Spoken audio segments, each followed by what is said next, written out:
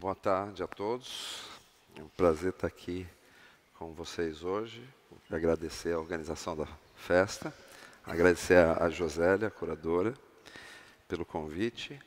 E quando surgiu o convite para mediar, aqui para moderar a mesa com a Pilar, eu fiquei um pouco assustado. Eu não a conhecia pessoalmente. E aí conversei com uma amiga minha, a Andréa Del Fuego, que ganhou o prêmio José Saramago, e disse: Andréa, como é a Pilar? E ela me disse: a Pilar é uma instituição e é cheirosa. E na verdade, eu fui olhar mais de perto essa instituição humana e não parei de me surpreender. Então é um grande prazer pessoal para mim estar aqui. Pilar del Rio é várias coisas, muitas coisas. Ela é jornalista. Disculpa, ¿ya no soy una institución? Perdão? Não, não é. Já não sou, não? Não, isso é a impressão dela. Não, é para saber como hay que falar. Não, se como ser humano não. ou como instituição. Humana, fala-se. Enfim. Então, jornalista, tradutora, ativista, presidenta da Fundação José Saramago, continuadora do legado ideológico do seu marido, com quem, enfim, primogênita de 15 filhos. Enfim, tinha sonhos de servir, de ser missionária, foi religiosa. Enfim, é um ser muito interessante. Eu espero poder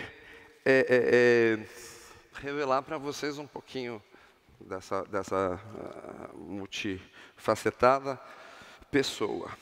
Uma das coisas que a Pilar cuida muito, e com razão, é a desigualdade entre homens e mulheres. É uma preocupação dela na sociedade patriarcal. E a minha primeira pergunta para você, Pilar, é o seguinte: quando foi que você se deu conta, e onde foi que essa desigualdade se lhe revelou? Boa tarde, ante todo. Obrigada por la paciencia de estar aquí. Espero que no sea una hora perdida. Disculpen, no voy a falar portugués. Soy traductora de portugués al español, pero considero que los idiomas son respetables, debemos respetarlos. Y si yo intento hablar portugués, es caótico, es patético. Entonces, por respeto, prefiero hablar un español así, devagariño, bueno, no tanto, y ustedes me van a entender perfectamente. Y por favor, nunca, nunca, nunca, nunca me intenten hablar en español, porque yo no hablo portugués, pero ustedes tampoco hablan español, que lo sepan. Nunca. Y dicho esto, y agradeciendo también a Yuselia y a estar aquí 15 años después, es un privilegio, incluso un milagre ateo. O sea, existen también los milagres para los ateos.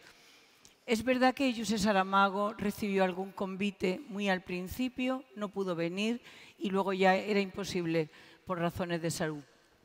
Así fue pasando el tiempo y el año pasado, por razones de amistad con personas que están aquí,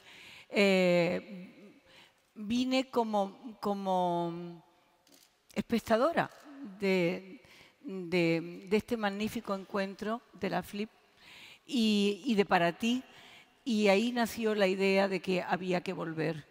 Y lo manifestamos, y esta mujer maravillosa, Yuselia, más los amigos de Portugal, más la Casa Cais, que este año no está, pero el año pasado sí estaba.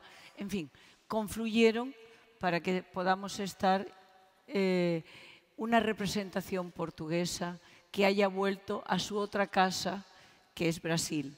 Y entonces es magnífico estar aquí y por eso agradezco. Y dicho todo esto, y prometo no volver a hacer respuestas tan compridas. Tú me habías preguntado Onde foi que a desigualdade entre homens e mulheres se te Sí. revelou? Normalmente donde aprendemos todas las mujeres que existen desigualdades. Menina, quita la mesa, y lava los platos. Y sin embargo no es el menino, al menos en mi generación. Es verdad que yo procedo de otro siglo. La mayoría de ustedes también, ¿eh? Sí. Son del siglo XX. Yo soy del siglo XX muy mediado y ahí no había el mismo trato. En la casa de niña, es verdad que no en mi casa, que no había mesas que poner ni que quitar porque éramos tantos que cada uno comía como podía. El único sitio de España donde había democracia era en mi casa. Se repartía todo, lo que hubiera, poco. Pero luego vas viendo la sociedad, ves el poder, la dictadura, aparte de ser gris y siniestra y de militares bajitos, era de hombres. Ibas a la iglesia, eran todos hombres. Veías los journals, hombres. Entonces, ¿las mujeres para qué estábamos? Había una mujer importante. Era la Virgen. Era virgen y madre. Entonces, ya desde el principio uno piensa, o sea, una mujer importante es en función de la maternidad y cuidado, vaya a haber disfrutado con el cuerpo. Son preguntas que uno se hace pronto. Luego las respuestas nos conducen por un camino o por otro, pero son preguntas que se hacen. Você disse em alguma entrevista que eu li que a religião e a família são más para o indivíduo e bons para o Estado. ¿Son más? Más para o indivíduo e bons para o Estado. E Pois sim. que a arte e o amor, o seu turno, são bons para o indivíduo e maus para o Estado. Yo acho que sí. Eu também, mas por quê? Que los mandamientos, no se puede hacer esto, no se puede hacer lo otro, no se puede hacer lo otro, nos dirigen la vida, bien comportadas, no cruces las piernas, siéntate derecho. O sea, pero una sociedad de ciudadanos tan bien comportados, cumplidores de todas esas normas, que si no las cumples vas al infierno, no es que vayas presa, vas al infierno, es una sociedad muy fácil de gobernar. Hay una alianza. Yo viví en una época, insisto, que la alianza entre la política y la religión era tan grande que el sistema político de España hasta 1975, desde el año 39, se llamaba nacionalcatolicismo. Nacionalcatolicismo. Y los católicos de España podían comer carne la sexta-feira de Semana Santa porque tenían la bula de la Santa Cruzada, que era un privilegio pontificio, ainda me lo sé, que recibían por haber participado en la Guerra Civil de España defendiendo a Franco. Imaginem. Mas, sobre cidadão, você diz que as pessoas preferem, hoje, no Brasil, acho que no Brasil isso é muito claro, mas não apenas no Brasil, que as pessoas hoje preferem ser consumidores passivos a cidadãos mestres ou protagonistas do seu próprio destino. Você acha que a passividade mata? Yo acho que la pasividad mata y nos está matando, como sociedad, como civilización, como países. pero porque ser ciudadano activo dá muitísimo traballo. Claro. Dá traballo. Então, uma pessoa se tem que levantar cedíssimo, ir a trabalhar, ganarse a vida, cuidar a los filhos, cuidar a los mayores, pagar los impuestos, a estar atento a la luz, a los recibos y encima controlar al poder político. Y entonces no lo hacemos y nos ocurre lo que nos ocurre. Mas essa questão, você falou em cuidar. Você disse que sempre gostou de cuidar e você cresceu cuidando, na verdade, porque você sendo a mais velha de 15 irmãos, eu imagino que a sua infância tenha sido ajudando a trocar fraldas, a colocar a criança para tomar banho, etc. Você foi, de alguma maneira, uma submãe. Não uma mãe acessória, digamos assim. E, posteriormente, você, querendo servir, entrou numa ordem religiosa. É uma ordem religiosa, na verdade, as teresianas, não é isso? É um instituto secular, pero se nos ponemos a falar dessas coisas, sí, era muy fácil pasar del ambiente geral donde se vivía desde la religión, era fácil pasar de la caridad a la solidaridad. Era fácil. Aquí en América nació, y concretamente en Brasil, y concretamente en Pernambuco, pero en tantos otros lugares, la teología de la liberación. Entonces, teología de la liberación. O sea, vamos a partir de una idea religiosa, insisto, de la caridad,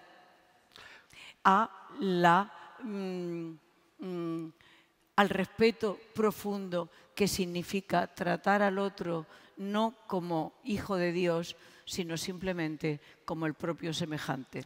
Essa é a sua religião? ¿Eso es religión? Essa é a sua religião?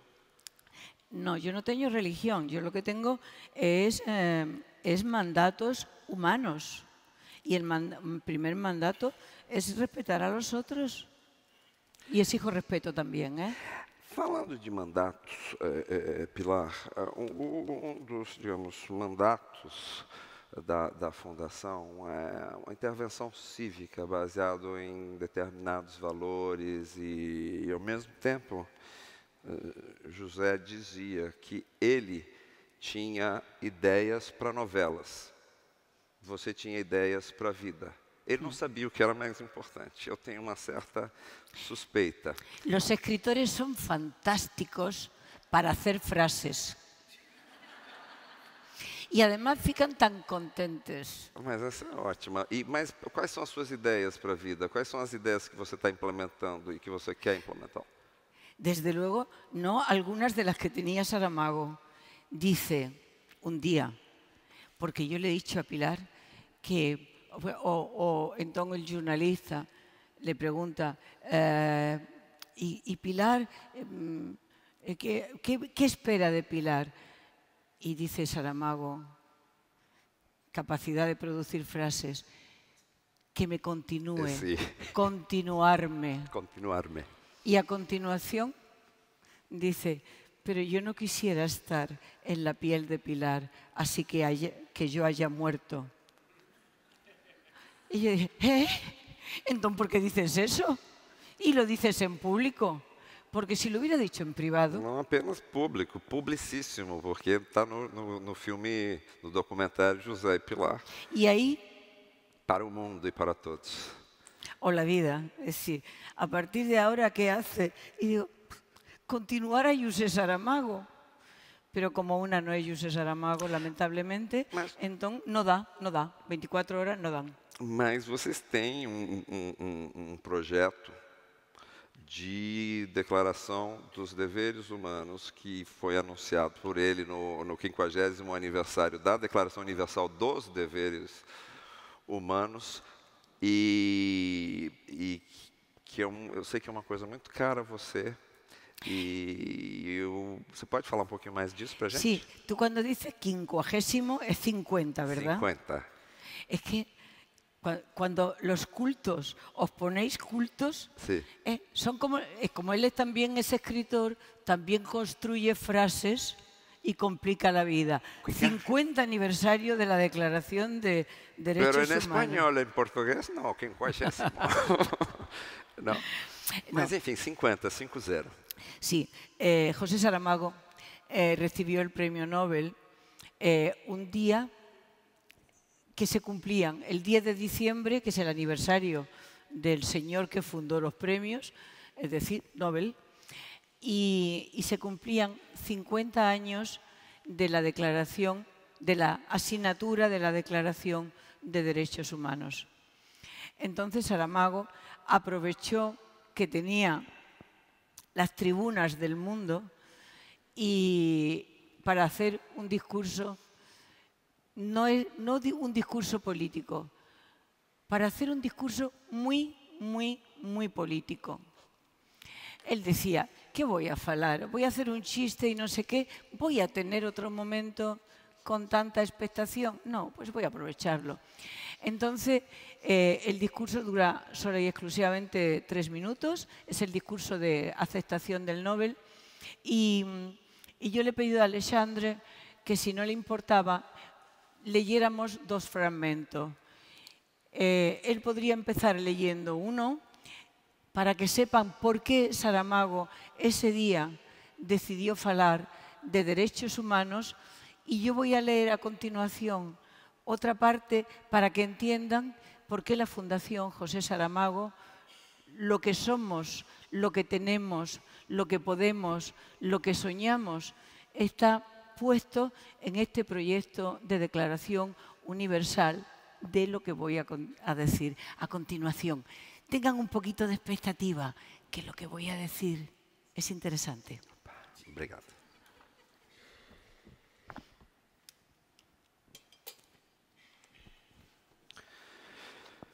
Como declaração de princípios que é, a Declaração Universal de Direitos Humanos não cria obrigações legais aos Estados, salvo se as respectivas constituições estabelecem que os direitos fundamentais e as liberdades nelas reconhecidos serão interpretados de acordo com a declaração.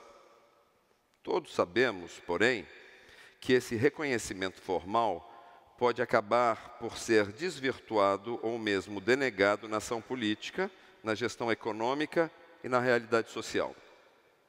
A Declaração Universal é geralmente considerada pelos poderes econômicos e pelos poderes políticos, mesmo quando presumem de democráticos, como um documento cuja importância não vai muito além do grau de boa consciência que lhes proporcione. Nestes 50 anos, não parece que os governos tenham feito pelos direitos humanos tudo aquilo aqui, moralmente, quando não faça por força de lei, estavam obrigados. As injustiças multiplicam-se no mundo, as desigualdades agravam-se, a ignorância cresce, a miséria alastra. A mesma esquizofrênica humanidade que é capaz de enviar instrumentos a um planeta para estudar a composição de suas rochas, assiste indiferente à morte de milhões de pessoas pela fome. Chega-se mais facilmente a Marte neste tempo do que ao nosso próprio semelhante.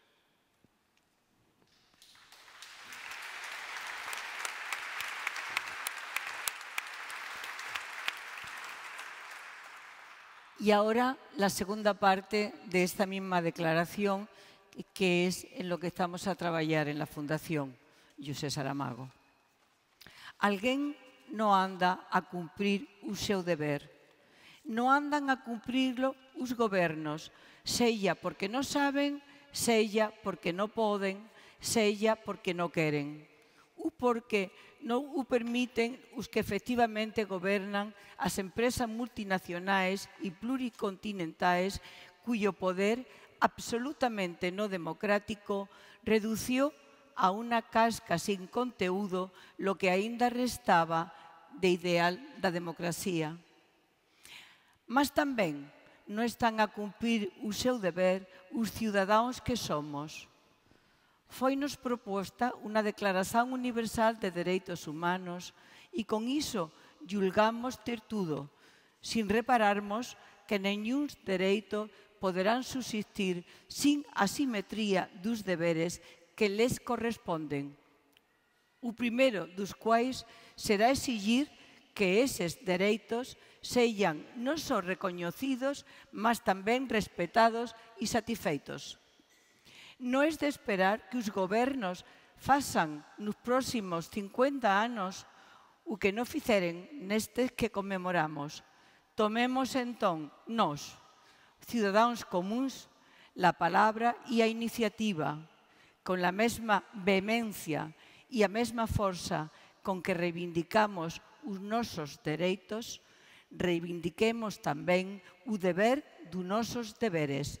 Tal vez o mundo posa comenzar a tornarse un pouco mellor.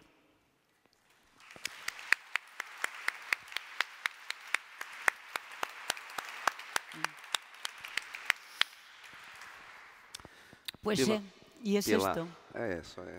Y esta es la declaración, es en lo que estamos a trabajar, en la Declaración Universal de Deberes Humanos. Juristas de distintos lugares vienen trabajando desde hace varios años, 2 años y algo, preparando un documento que evidentemente no podrá tener fuerza de ley, pero eso no es importante. Tiene que estar en la conciencia de los ciudadanos, que somos nos, ciudadanos, los protagonistas de nuestro tiempo, que no son las personas a las que votamos, nuestros representantes, los que nos van a abrir camino. Nos pueden sí cerrar caminos, pero no abrirnos, que somos nosotros los que tenemos con nuestro voto, con nuestra capacidad, los que tenemos que organizarnos la vida. Y entonces, en esta declaración de deberes humanos, el primer deber es hacer que se cumplan los derechos, todos los derechos, libertad de expresión, libertad de información, libertad de asociación, pero también libertad de acceso a la vivienda, al trabajo, a la medicina, a la salud, a derechos sociales.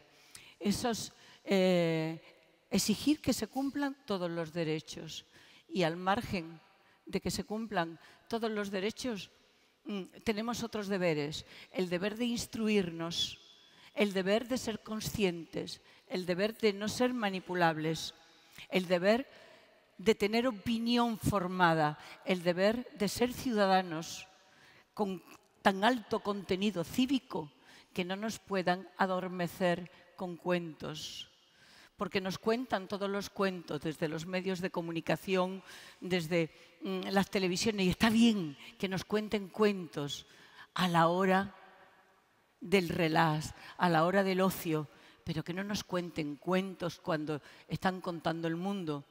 Pero para saber que nos están contando un cuento, tenemos que tener mecanismos, tenemos que tener instrucción, tenemos que saber. ¿Saben? Yo no sé aquí en Brasil, pero en España y en Portugal, que conozco un bocadillo más, se estudia literatura, aunque luego tampoco se lea mucho, pero afortunadamente se estudia literatura y está bien, y se estudia a los autores clásicos y está bien. ¿Saben? Nunca no se estudia jornalismo, no para hacer un journal, sino para descodificar un journal. La mayor parte de las personas no van a leer un libro nunca, pero van a acceder a los medios de comunicación y, sin embargo, no conocen los mecanismos para descodificar el por qué una información va en un lado, otra en otro, una noticia aquí, otra aquí.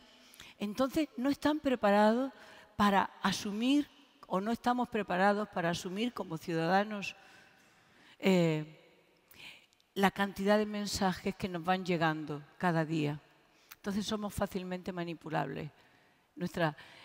El trabajo con la Declaración Universal de Deberes Humanos es para no ser manipulable, para ser entendido, como tú decías antes, Alexandre, como ciudadanos y no como consumidores, porque si somos entendidos como consumidores, somos fácilmente prescindibles. El día que no podamos consumir, somos descartables.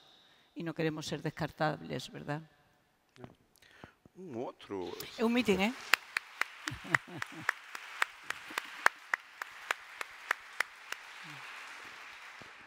Outro mandato que vocês têm, que a Fundação tem e que você comanda e organiza, é uma aproximação entre a Europa e a América Latina. Você me disse, e também já disse em outras entrevistas, que que Saramago lhe deu uma língua e você lhe deu um continente, a América Latina. E nesse projeto, de alguma maneira, não sei se isso foi deliberado ou não, vocês se mudaram para Lanzarote, que é uma ilha nas Canárias, e que fica, digamos, simbolicamente...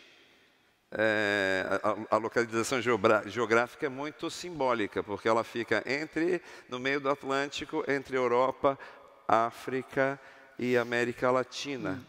Essa mudança, essa posição geográfica de Lanzarote, a fato de vocês irem para lá, foi deliberado ou foi simplesmente Foi um acaso. Foi por acaso? Sí, outro milagre laico. Saramago tiña unha idea que él no gostaba nunca del lugar común, de los dogmas. Saramago era un ser profundamente antidogmático.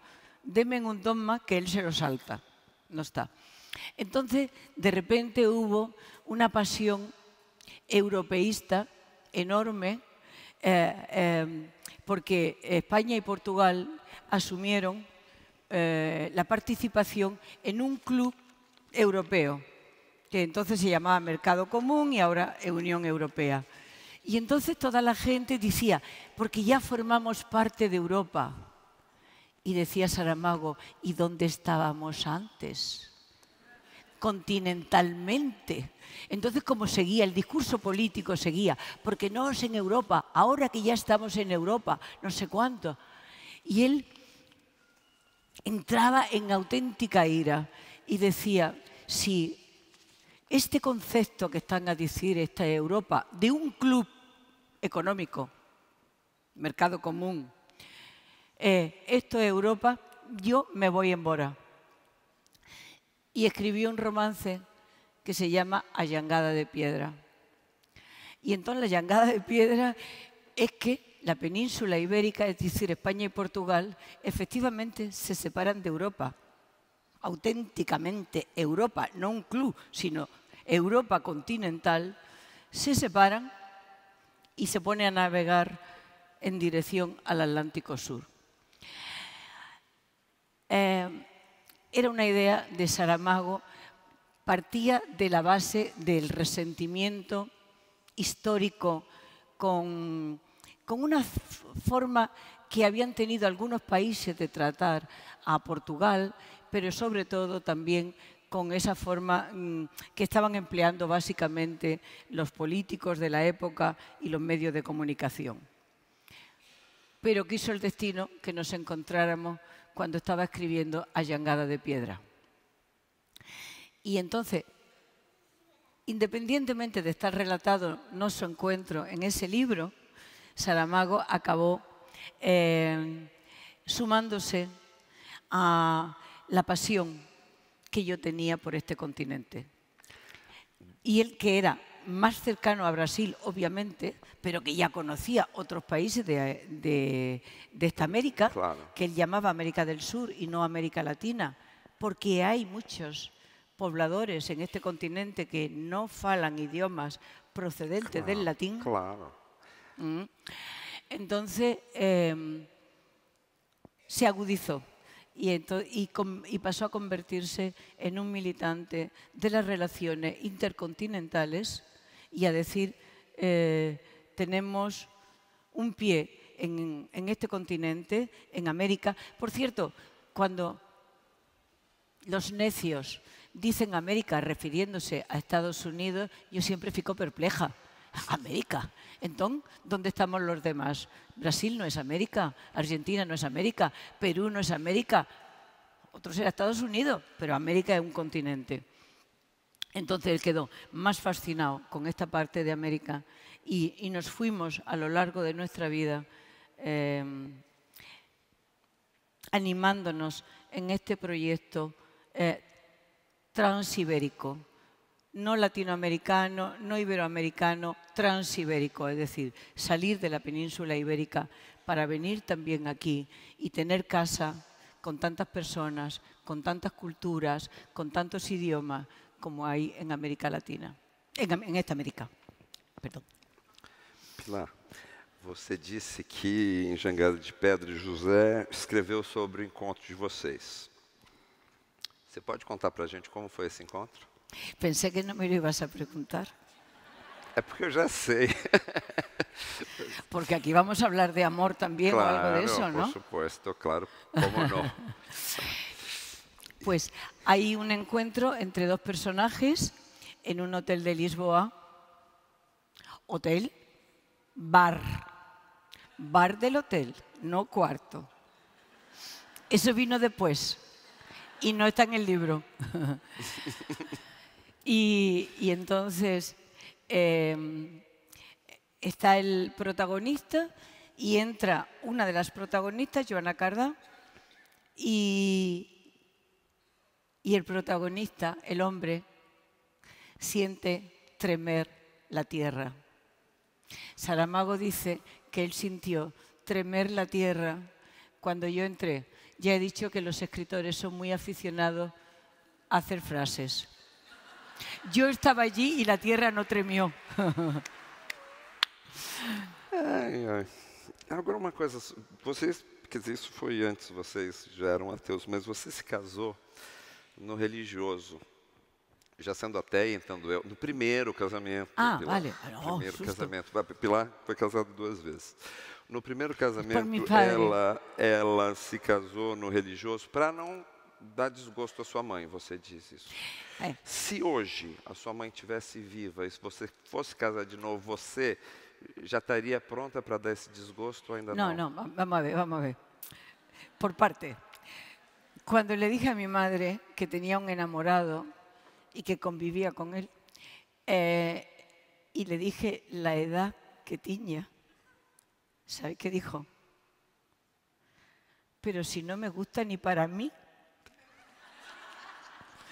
¿cómo te puede gustar un hombre de esa edad? Y mi madre no gustaba mucho de hombres porque había tenido 15 fillos, Claro. y no por in vitro, sino por hombre. Por obra y gracia de hombre. 15 fillos son muchos fillos. É uma crueldade, não é? Não te parece que é uma crueldade uma mulher ter 15 gravidezes? Claro. Por eso yo me casé por la iglesia. No fuera a ser que mi padre se enfadara tanto que hiciera otro fillo. Porque uno nunca sabe cómo son las reacciones de los seres humanos. No, mi madre no hubiera querido tener 15 fillos, pero mi padre consideraba que los hijos tenían que venir los que Dios dijera. Y por otra parte, como España había quedado deshabitada porque había habido una terrible guerra civil y después la guerra mundial, se necesitaba mucha gente joven. Entonces empezaron a fomentar la natalidad. Bien, la natalidad, un fillo más. ¡Oh, qué bien, qué alegría! Y fue tremendo, porque hubo muchísimas familias. Nosotros tuvimos la suerte de vivir los 15 y poder vivir y poder estudiar y poder ayudarnos mutuamente y poder ser una tribu. No somos una familia, somos una tribu. José decía que éramos una horda. Eu diria que é uma comunidade quase. Pero para mucha gente lo pasó muy mal. Y yo casé por la iglesia para evitarle a mi madre un disgusto, porque a ella le daba igual. Es más, cuando le dije que me iba a casar casé por la iglesia en mi primer matrimonio, quiero decir. En el segundo no. En el segundo le dije que me iba a casar y dice, ay, ¿y por qué te vas a casar? Y digo, porque me gusta, porque quiero, porque es el hombre con el que quiero estar. Y dice, pero si vosotros no creéis en el pecado, ¿por qué tenéis que casaros? Porque para mi madre matrimonio era yugo para la mayor parte de las mujeres. Y eso lo sabemos ahora. Vemos la cifra de malos tratos, la cifra de sumisión. La mujer estaba sometida al varón por ley. Mi madre no podía comprar una lavadora sin autorización. Bueno, también no tenía dinero, pero bueno. La podía comprar mi padre. No podía viajar sin la autorización. Es más, en mi primer matrimonio yo también no podía viajar sin autorización de mi marido. Mi marido era responsable de mí ante la ley. ¿Hace qué año? Hace... No, ¿hace no sé si qué discreto. año? ¿Hace qué año? Eso, ¿hace qué año? ¿Ve? Voy a tener que decir... No, ¿hasta vale. qué año la situación en España, la situación en España hasta que se murió. somete las mujeres a los hombres? Hasta que llegó la democracia y tuvimos códigos normalizados. Y ya las mujeres pasamos a tener personalidad propia y no solo éramos hijas, esposas o madres. ¿Eso cuándo ocurrió? Franco murió en el 75, la Constitución española es del 78 y voy a decirlo todo. Cuando Franco se murió yo ya tenía 25 años y ya era madre. Pilar, essa situação que você descreveu, que era da Espanha franquista, é às vezes ainda pior hoje em dia, em grande parte do mundo. Se você pensar a situação das mulheres, por exemplo, na Arábia Saudita ou em outros lugares em que há uma submissão completa e jurídica das mulheres aos homens.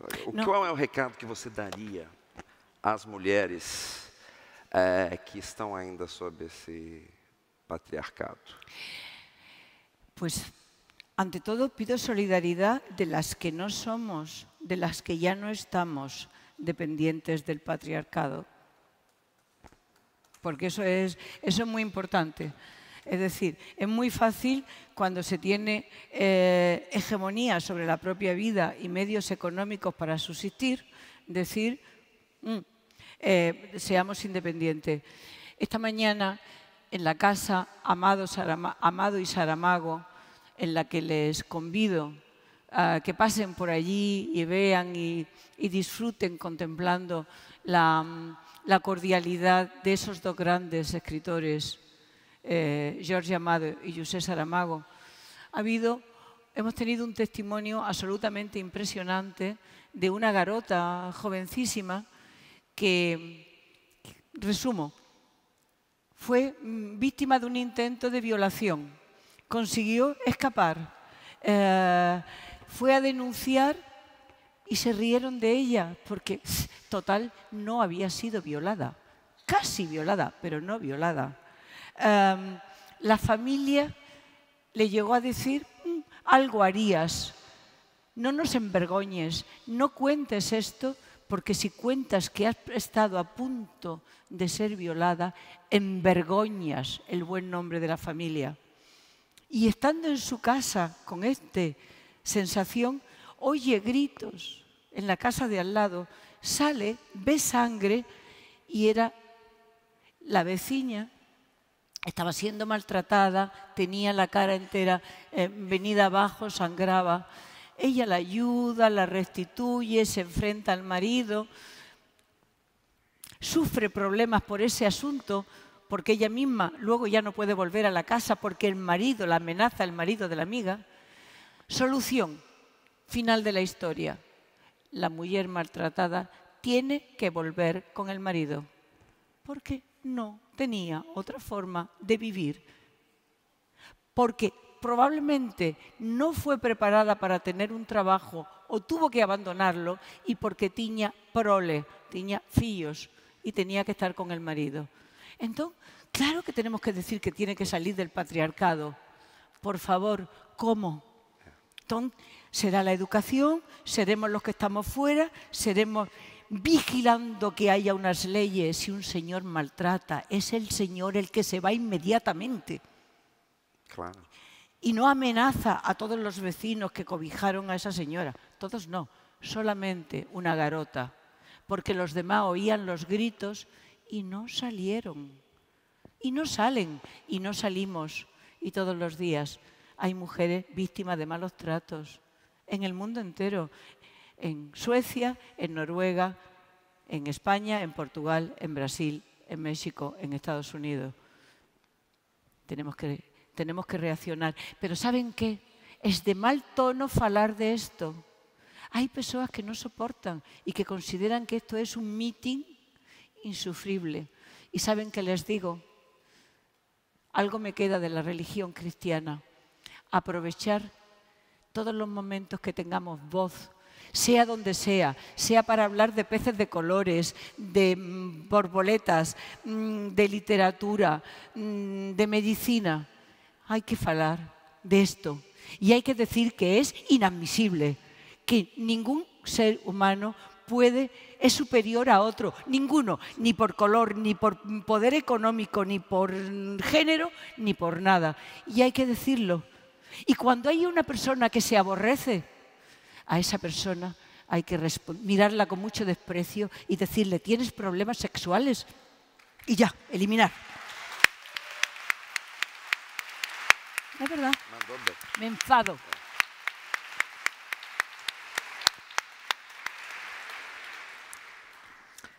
Pilar, a casa em Lanzarote, vocês moraram 18 anos lá, não foi isso? ¿Cuántos? 18.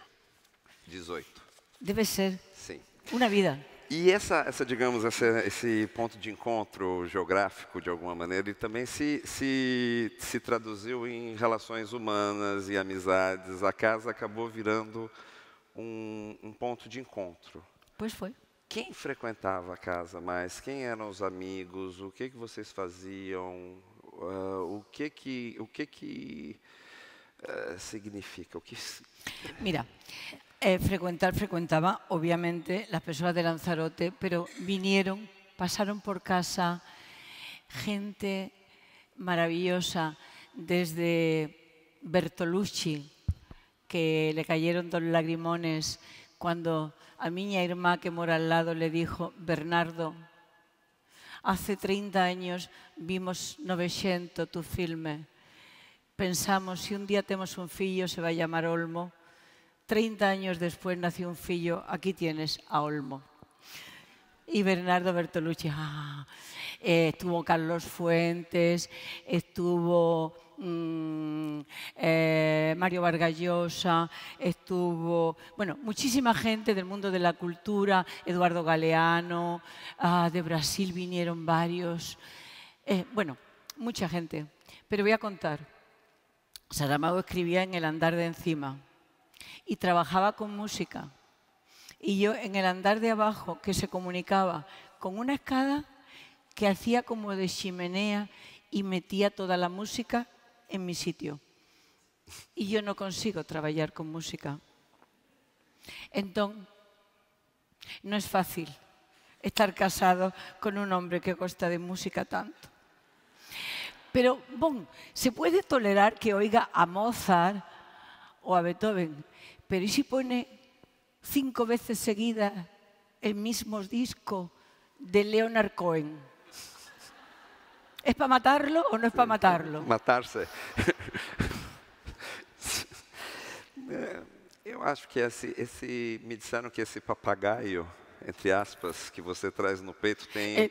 Disculpen, él, que es un escritor y que es un diplomata y es muy culto, debe de ser también un asiduo de la buena mesa, porque me ha visto y me ha dicho, ¿y ese faisán?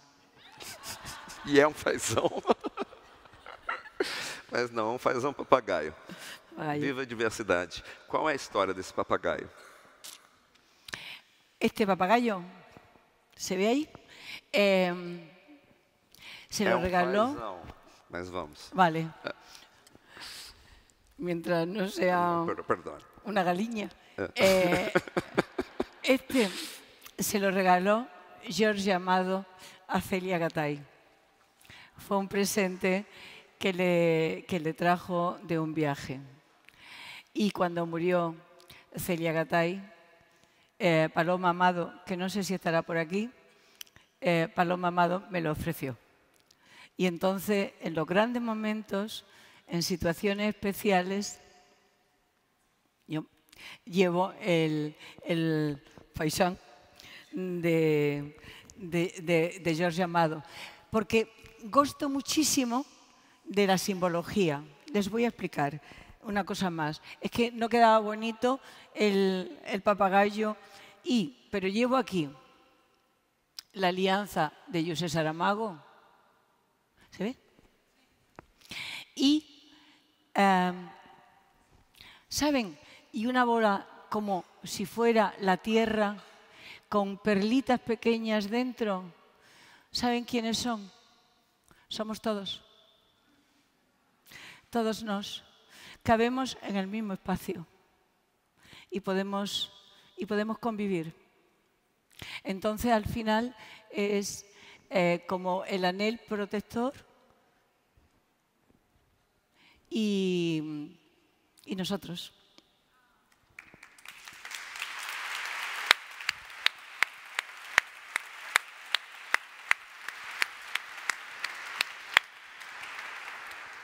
Essa amizade tão bonita que vocês têm está de alguma maneira materializada, registrada aqui nesse livro que acaba de ser lançado, que é a correspondência entre Jorge Amado e José Saramago, com o mar por meio, uma amizade em cartas. A organização e a seleção são de Paloma Amado, de Bete Capinã e de Ricardo Viel. É um livro maravilhoso, são 8 anos, não é verdade, de correspondências entre os dois, entre Jorge Amado de um lado y José Saramago de otro. Y saben, es lindo el libro porque van a descubrir que los escritores es verdad que hacen frases. Tercera vez que lo digo. Los escritores construyen frases. Pero luego, cuando ellos están juntos, no falan de misterios, no son así trascendentes. Entonces, falan de todo. Son fases o postales o cartas que expresan preocupaciones concretas, situaciones de uno, de otro, pero con un gran sentido del humor y con un gran respeto, no solo el uno por el otro, sino por las literaturas que iban representando. Hay muchas que son, vamos a ver si conseguimos que se publique fulano o mengano, o ver si sacamos esto. Ya verán, es una forma de ver. Y sobre todo, ¿saben qué es? Una noticia nueva de Jorge Amado y de José Saramago. Creíamos que lo teníamos todo, pues nos faltaba esto. Y además juntos es una buena noticia que recibimos. Você já disse que não é viúva e muito menos desolada. Pois não. E é que é ótimo, por sinal. Sou uma instituição. Claro, uma instituição humana. Mas, e também já disse que não está no mercado do amor, o que eu acho que é um pouco... Perdão? Que você não está no mercado do amor. Eso yo no lo he dicho. Não? Não. Então entrou. Isso lo habéis dicho outros. Ótimo, então bom saber. Então quer dizer que você se imaginaria numa situação análoga que você já viveu, só que do outro lado, atualmente você poderia encontrar uma pessoa... Tu me estás propondo algo? Eu teria de mudar...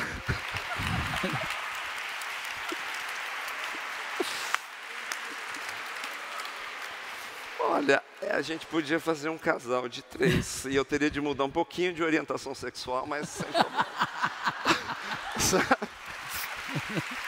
Por você tudo. Por você tudo. Mas parece que já tem alguém que fez uma proposta antes de mim. Sim. Ontem. Você poderia... Alguém chegou antes. Você poderia falar disso? Um pouquinho, é uma brincadeira, mas...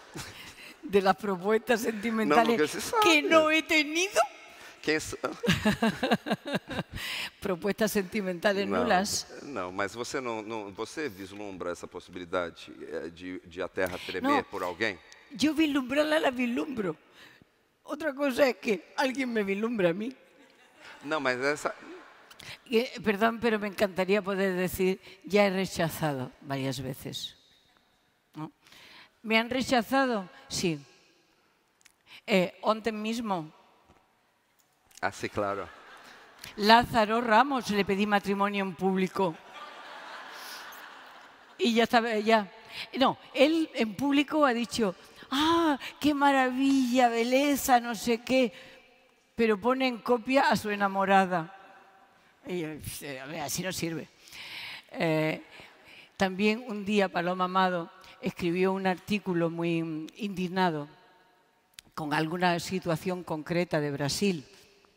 Algunas en Brasil para estar indignado. Y entonces dice, yo ya quiero irme a... Estaba tan indignada que pedí matrimonio a un portugués para ser adquirir la nacionalidad portuguesa y poder vivir en Portugal. Pero el hombre estaba casado y la mujer no concordó. Ah, mas isso eu posso. Y entonces, Isso eu posso. eso pasa a ti. Isso eu posso. Vale. Y entonces yo le escribí a Paloma Amado y le dije, pero nos podemos casar nosotras, ya se puede. Podemos casar tú y yo y adquieren la nacionalidad. Y me respondió, no da. Y yo, hombre, o sea, es un acto de solidaridad entre mujeres y lo va a rechazar. Sí. Eu acho ótimo, mas se você quiser também eu abro uma exceção para você. Vale, luego falamos. Luego falamos. Deixa eu pensar, olha. Pero vamos que abierta estoy, ¿eh?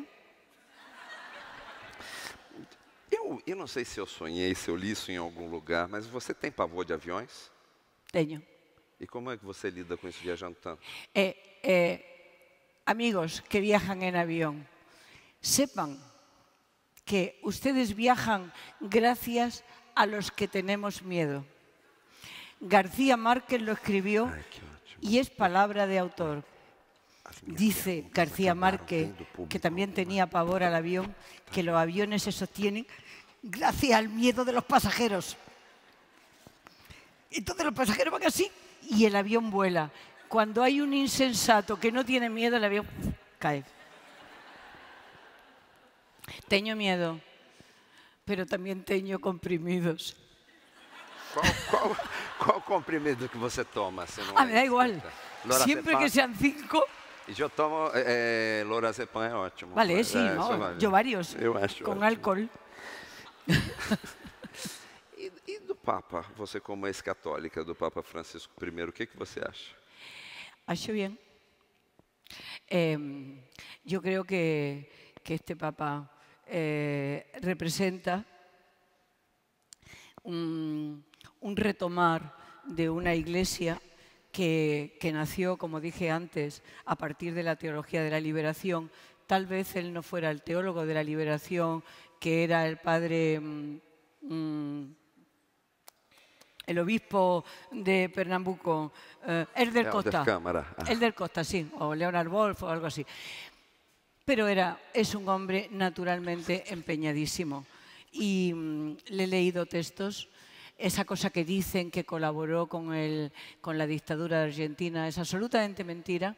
Colaboró, sí, o intervino, sí, ante algunas autoridades, pero para algunos jesuitas que estaban presos, que pudieran salir de prisión.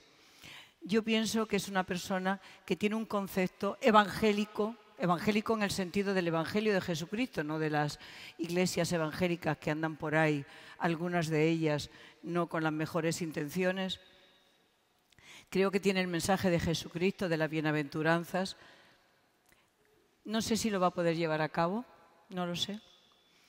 Espero que tenga vida suficiente para que lo que está enunciando y que ainda no tiene fuerza de ley, consiga tener fuerza de ley y llegue también a la conciencia de los de los creyentes. Yo tengo muchísima poca vergüenza y hace poco tiempo le escribí una carta, conseguí su mail privado y le escribí. Y una vez más no me ha respondido. Quiero decir, un hombre más no me ha respondido. Y no le escribí. Entonces, no sé si recibió el mail porque fui tan imbécil que dije al final, no volveré a usar este mail, no lo pasaré a ninguém. Ahora ya no le puedo preguntar, ¿lo recibió? Porque como dije que no le iba a preguntar más, que no lo iba a usar más. Pero sí, le dije que creo que está en un trabajo que no es un trabajo para la Iglesia Católica. Pienso que es un trabajo para el mundo y pienso que es un trabajo en el que podemos coincidir creyentes y ateos, católicos y no católicos, practicantes de otras religiones, musulmanes, que están por la liberación de los seres humanos frente a las magias y que no son todos, por supuesto, faltaría más, terroristas, y que es un proyecto social común y colectivo.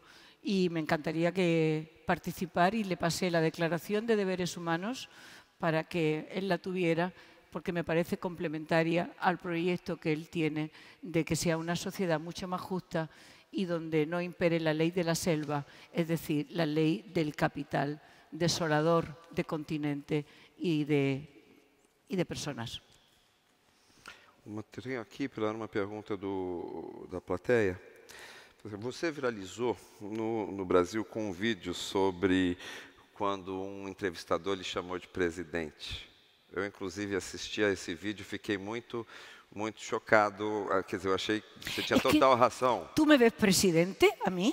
No, presidenta. Como... Ah, vale, porque, ¿verdad? O sea, tengo atributos de mujer, ¿verdad? Todos os atributos. Vale. Todos os atributos de presidenta, Fíjate, justamente. me voy a empezar... Não, eu concordo com você nisso e quer dizer, nessa preocupação de que a linguagem constrói o mundo.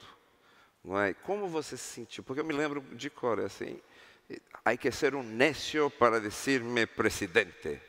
Soy presidenta porque no había presidente, porque no había presidentas. Porque soy mujer. Então, não, mas a pergunta, só para acabar a pergunta, aí eu já te solto.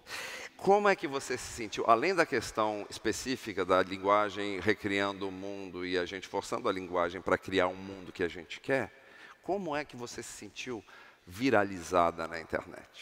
Es que como no me enteré, no lo supe, bueno, luego me lo dijeron. Déjenme decir una cosa, es un trabajo de casa. Por favor, miren en diccionarios de portugués, en diccionarios de portugués de Brasil y diccionarios de portugués de Portugal. En todos hay dos líneas. Uno que pone presidenta, mujer que preside, esposa del presidente. Y en la línea de abajo pone presidente, hombre que preside. No dice esposo de la presidenta, eso no lo pone. Pero están los dos. Primero presidenta. ¿No tiñamos presidenta? No tiñamos. ¿Somos conservadores? Somos conservadores. ¿Saben qué tenemos? Pereza intelectual. Como nunca se utilizó, no hubo que recurrir a ese término porque no había mujeres presidiendo, entendimos que era todo presidente y seguimos reproduciendo una y otra y otra y otra vez. La gente boa, seguimos repitiendo lo de esta mujer a presidente. A presidente. Perdón, es una incorrección, es una falta. Si yo fuera profesora, esa persona estaba suspendida porque existe la palabra. Y luego existe la otra cara de la moneda. Los que consideran que la mujer, una, puede acceder por razones X a funciones de presidencia, pero no le vamos a conceder ese beneficio. Será una anécdota, vamos a no nombrarla porque lo que no se nombra no existe. Entonces, cada vez que nosotros, mujeres y hombres de buena voluntad, digan a presidente, están ignorando que existen mujeres y están ignorando que Brasil necesitó 200 años de historia para tener una mujer presidiendo, porque antes parece que no tuvieron ninguna mujer capacitada. Es muy fuerte eso, ¿eh? Muy fuerte.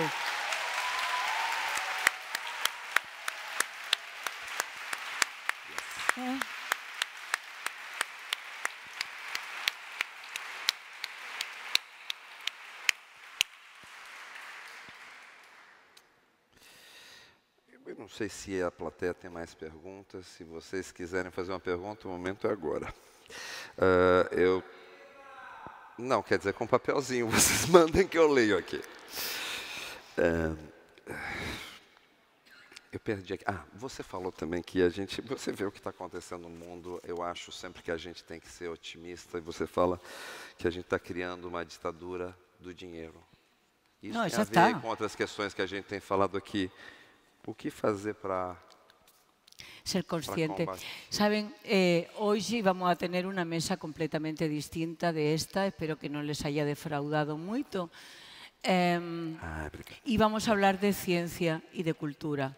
Y yo siempre pienso que la ciencia y la tecnología, absolutamente imprescindibles para hacer la vida mejor, tienen que estar gobernados por la ética. Entonces, es imprescindible para todo, que estemos gobernados, que nuestra razón se gobierne por la ética. Porque si no tenemos ética, efectivamente vendrán. ¿Quién iba a decir que podría haber gobiernos de narcotraficantes, como se ha demostrado en algún país del mundo, gobiernos canallas? No estoy a hablar de ningún país en concreto. Ningún ciudadano de esos países, suponiendo que fueran a votar, votaron por un delincuente, pero luego hemos visto que ha habido delincuentes instalados. Entonces, tal vez no nos estuviéramos moviendo antes a la hora de votar por la ética que debe de regir nuestras vidas, la conciencia, razón y conciencia. Somos seres de razón, es lo que nos separa de los animales, es que nosotros tenemos la capacidad de la razón y la razón puede estar gobernada por la ética si somos personas que tratamos de que la usamos y que la usamos honestamente y que la usamos humanamente. Así que pesimista, optimista, no lo sé. Lo que sé es que tenemos muchísimo trabajo, que tenemos que inventarnos, que vivimos en un mundo donde estamos perplejos, con avances tecnológicos que nos ayudan a curar enfermedades, que nos ayudan a viajar, que también nos entorpecen, nos esclavizan. Entonces, vamos en este mundo de perplejidades a pensar y a dejarnos llevar por la conciencia y no solo por el interés. El interés está bien al 3%. Pilar, eu tenho aqui uma última pergunta da plateia.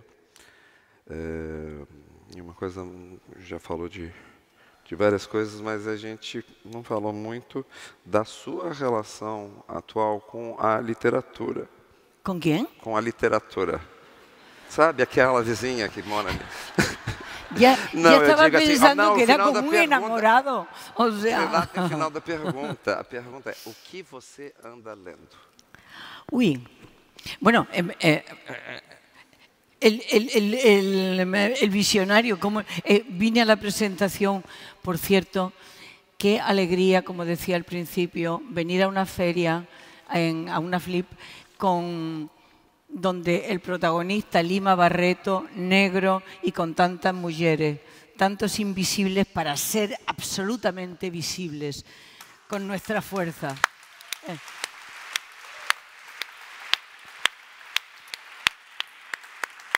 He comenzado a leer la maravillosa biografía de Lili Sbar sobre Lima Barreto. Voy leyendo con dificultad, porque a esta edad que yo tengo, aunque reivindique enamorados, tengo cataratas, tengo que ser operada. Y entonces ya me cuesta un bocadillo de trabajo leer el libro que las editoras ponen con letra de cuerpo número 4 y no estoy señalando al editor, ¿eh? Yo cuando abrí el libro dije, ¿pero esto qué es? Es un libro para no ser leído. Entonces es maravilloso, lo estoy leyendo. Estoy leyendo a Lima Barreto en este momento, pero ¿qué es lo último que he leído? Soy fanática de la literatura policial y también de romances políticos. Y el otro día, lo último que he leído es de un español que es Asesinato en el Parlamento. Asesinato en el Parlamento. El Parlamento de España, ¿eh? Perdón. Entonces, muy divertido. Y en plan serio, he leído también algo, pero es un problema también de la edad. No me lembro. Chegou o fim da nossa conversa, infelizmente.